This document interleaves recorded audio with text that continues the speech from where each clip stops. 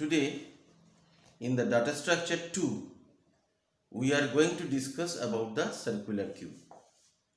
We have seen the stack, we have seen the normal queue. Today we are going to discuss with the circular queue. Now what I am going to do today, generally when I discuss a concept with you, I will discuss with the code. But this is a critical concept. So today I am going to discuss the concept with you only. You will understand the concept. After that I will upload the video with the codes and the explanation, because then it will be easy for you to understand. Now what is a circular queue? Now the circular queue are the queue implemented in circular form rather than the straight line. In such queue, after some insertion or deletion, some unutilized space lies in the beginning of the queue. Now we are going to use this unutilized space in the beginning. Now with the picture we are able to understand how the circular queue is functioning.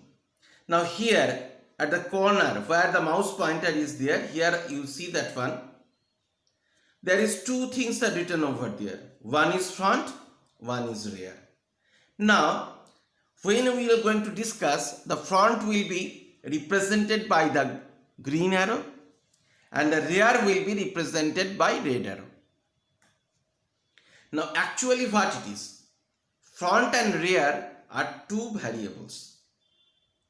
Front always, more or less every time, except some deletions are there, front will be at 0 and rear will be incremented according to the insertion. Actually, if I say from the value of the rear, you are able to understand in which location of queue the last insertion has been done. Now the first picture, it is an empty queue. Nothing is there, no value has been inserted. Now here it is showing that front and rear at the top is initialized with -1. You can initialize it 1 also, 0 also. But you have to keep one thing in your mind. If you initialize both front and rear as 0, then when you will increment it, increment should after the insertion of that particular, suppose in the 0 position you have incremented, after the incrementation, after the insertion, you increase the value of the front to 1, plus 1, it will go to the 1. Next insertion will be done in the 1. After the insertion, it will increase. Why I say that one? Before the insertion, if it is increased, then there will be a gap. Suppose both front and rear is 0. Before the insertion, before the append, using of the append, you make it front is equal to front plus 1. Then it will move to 0 to 1. Means inside the 0, it will not going to be any insertion is going to be happen, because the insertion is going to be controlled by the rear. So I think I am able to clear. For that we have inserted in the -1. We can initialize with the -1. We can initialize with 0 also. But if we do it, we have to take care of that. After the insertion, rear will be incremented.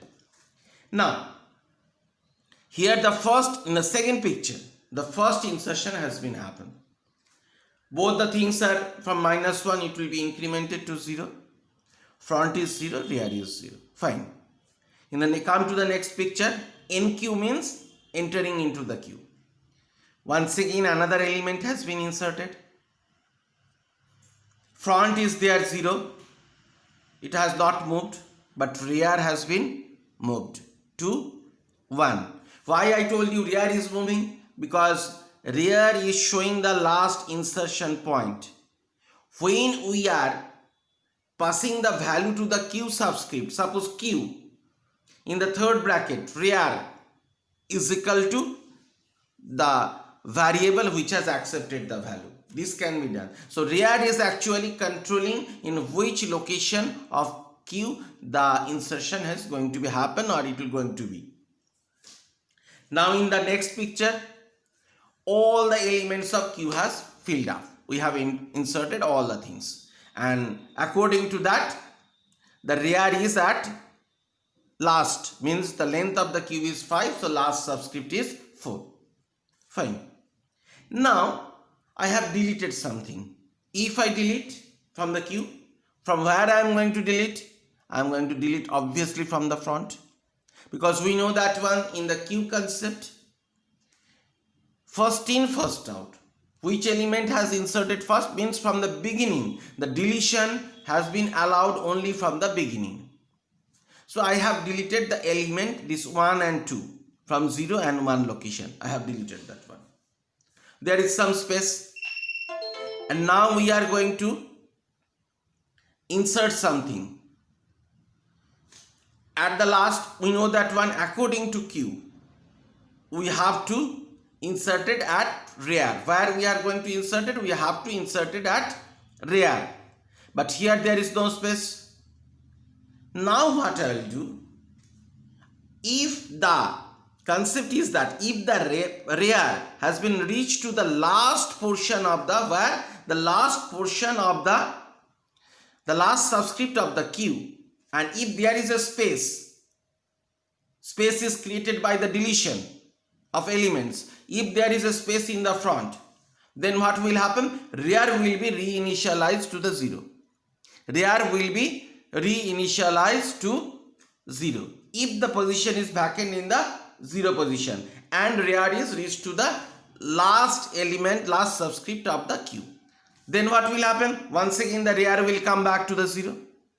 Now once again insertion has been done. 0 has been inserted, 1 has been inserted, the queue has been full. This is called the circular queue.